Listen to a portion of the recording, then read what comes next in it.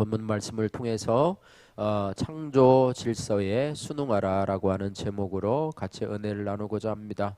바울은요, 이 고린도 교인들에게 남자의 머리는 그리스도시며 또 여자의 머리는 남자인 것을 상기시키면서 하나님이 창조하신 남녀의 질서를 따르라 이렇게 설득을 하고 있습니다. 또한 바울은 하나님의 모든 교회 관례에 따라서 부끄러움이 되는 일은 하지 말라 이렇게 당부를 하고 있습니다.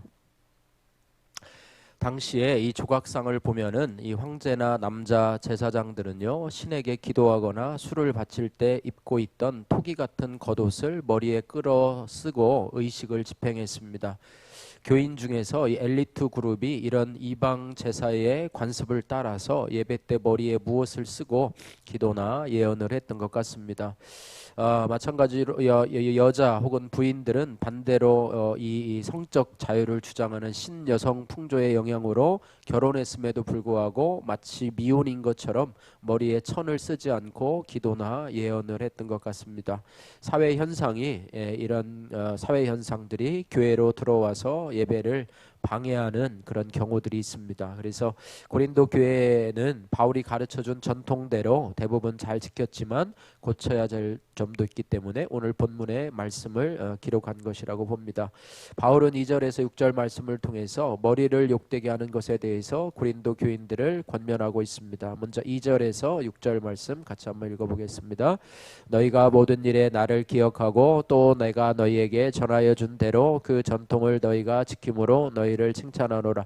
그러나 나는 너희가 알기를 원하노니 각 남자의 머리는 그리스도요 여자의 머리는 남자요 그리스도의 머리는 하나님이시라.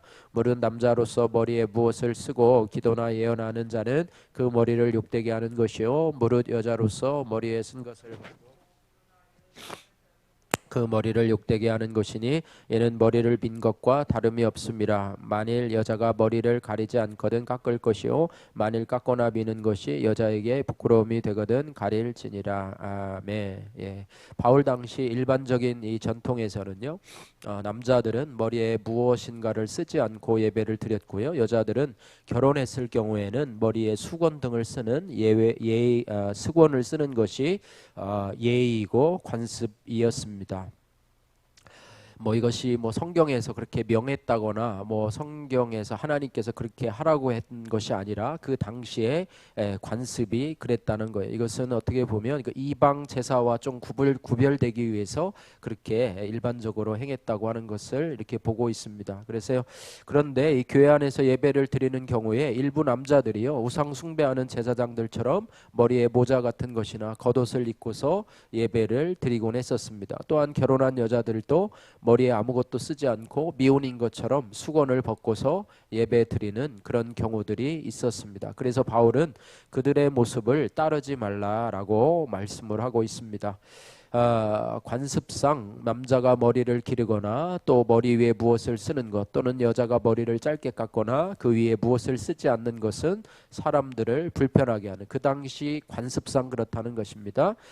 그런 파격이었습니다. 그렇기 때문에 바울은 성도들이 공적 예배에 참여할 때 남녀의 구분을 애매하게 하며 이방 제사에서나 볼 수 있는 이러한 파격을 피할 것을 권면을 하고 있습니다. 그러한 파격의 배후에는 무엇이 냐면 남자와 여자를 창조하신 하나님을 거역하는 그런 교만함이 도사리고 있었다고 하는 것이죠. 그래서 남녀의 창조 질서, 하나님께서 창조하신 남녀의 창조 질서에 순응하는 것은 바로 창조하신 하나님께 순종하는 것입니다. 심지어는 하나님 아버지와 동동하신 예수 그리스도께서도 자신을 낮추어서 아버지 뜻에 순종하셨는데요, 그 결과로 십자가를 지지 않으셨습니까? 교회 공동체 안에 있는 우리들도 마찬가지입니다. 공동체 안에서 내 생각이나 또 주장보다는 하나님의 뜻을 우선시해야 합니다. 이것이 바로 창조 질서에 순응하는 것이고, 그럴 때에 그리스도의 몸된 교회가 아름답게 유지될 수 있는 것이죠. 것이죠. 만일 공동체 안에서 하나님의 말씀이 아닌 내 주장만 고집하게 되고 또 세상의 관습을 교회 안에 데리고 와서 그것을 고집하게 된다고 하면 결국에는 창조 질서를 거스르는 것이고 결국 교회의 머리 되신 그리스도를 욕되게 하며 교회의 공동체를 어지럽히게 되는 것입니다. 베드로전서 4장 11절 말씀에 만일 누가 말하려면 하나님의 말씀을 하는 것 같이 하고 누가 봉사하려면 하나님의 공급하시는 힘으로 하는 것 같이 하라. 이는 범사에 예수 그리스도로 말미암아 하나님이 영광을 받으시게 하려 함이니 그에게 영광과 권능이 세세에 무궁토록 있느니라 그랬습니다.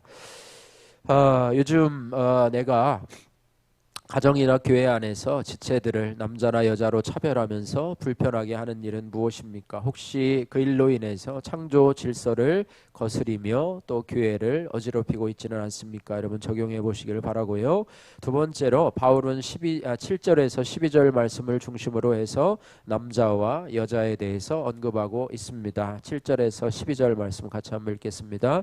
남자는 하나님의 형상과 영광이니 그 머리를 마땅히 가리지 않거니와 여자는 남자의 영광이니라. 남자가 여자에게서 난 것이 아니요 여자가 남자에게서 났으며 또 남자가 여자를 위하여 지음을 받지 아니하고 여자가 남자를 위하여 지음을 받은 것이니 그러므로 여자는 천사들로 말미암아 권세 아래에 있는 표를 그 머리에 둘지니라.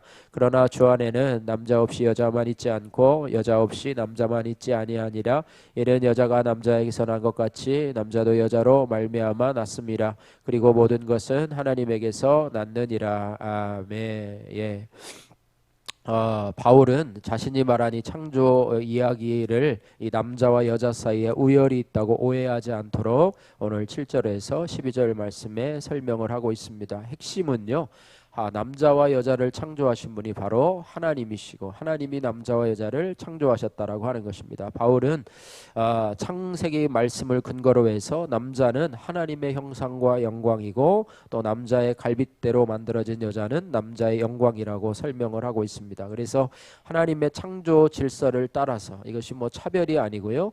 남자가 먼저이고 여자가 나중이라는 사실을 하나님 말씀을 통해서 설명을 하고 있습니다. 예, 그런데 바울은 이것을 불평등과 차별로 오해하지 않도록 뭐 요즘은 또 더욱 그러하죠. 남녀 평등이라고 하는 것을 세상에서 많이 내세우기 때문에 그렇습니다. 그 차별로 오해하지 않도록 남자도 여자로부터 태어났고 그런 말을 하면서 남녀가 주 안에서 동등하다 이렇게 밝히고 있습니다. 11절과 12절 말씀 같이 한번 읽어볼 때에 그러나 주 안에는 남자 없이 여자만 있지 않고 여자 없이 남자만 있지 아니하니라. 이는 여자가 남자에서 난 것 같이 남자도 여자로 말미암아 났음이라. 그리고 모든 것은 하나님에게서 났느니라 이렇게 말하고 있습니다. 다시 말하면 이 남자도 여자도 서로의 도움이 없이는 살아갈 수가 없다는 것이고 남녀 모두 하나님에게서 창조되었다는 것입니다. 따라서 우리는 남녀를 서로 비교하지 않고 공동체에 주신 질서와 권위를 존중할 때 모든 질서를 이미 세우신 주님을 인정하는 것이라고 하는 것입니다. 그래서 우리는 교회 안에서도 또 가정 안에서도 남녀의 차별이 아니라 어떤 역할의 분담을 가지고 또 아내는 남편의 돕는 배필로서 또 남편은 또 아내를 잘 보살피고 돌보는 자로서 또 교회 안에서도 서로의 역할을 잘 감당하면서 조화를 이루어가는 것이 창조 질서에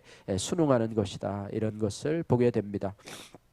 자, 13절에서 16절 말씀은 이 본성과 관례라고 하는 단어를 사용하면서 설명을 하고 있는데요. 14절에 본성이라고 하는 우리의 본성, 또 16절에 보면은 관례라고 하는 단어를 사용하고 있는데요. 이 본성, 14절의 본성은 문화적으로 혹은 역사적으로 형성되어 온 교회 공동체의 의식이나 양심을 말하는 말이고요. 관례는 교회에 전수된 삶의 규범을 말하고 있습니다.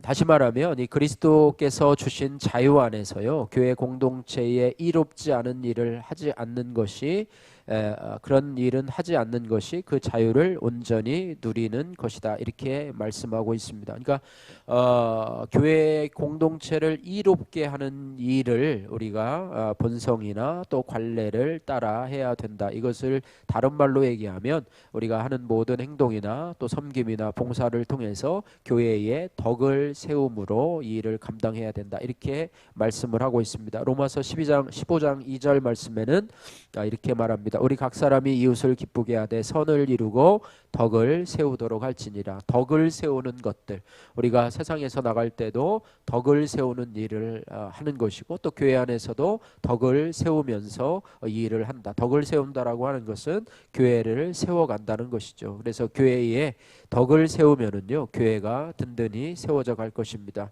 교회가 든든히 세워져 가는 것은 서로, 성도 서로가요, 주 안에서 서로 사랑하고 용서하고 이해하고 섬기면서 함께 주의 일에 동참하게 되는 것입니다. 그래서 내 마음에 들지 않더라도 교회의 덕을 세우는 데 있어서 우리가 그 목적을 가지고 섬길 때 교회는 하나님의 창조 질서를 따라서 아름답게 이어